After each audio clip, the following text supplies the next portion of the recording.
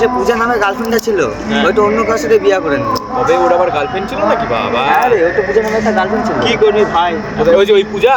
হ্যাঁ এ ভাই দেখ দেখ দেখ আমাদের বিয়েতে কত ভিউজ হয়ে গেছে, আমরা ভাইরাল হয়ে গেছি। দেখ 55,000 ভাই ভিউ, আমরা ভাইরাল হয়ে গেছি ভাই, ভাইরাল। বুঝতে পারছিস তোরা? বুঝতে পারছিস? দেখ 55,000। এখন আমি অনেক বড়, এখন আমি পূজাকে বিয়ে করতে পারবো।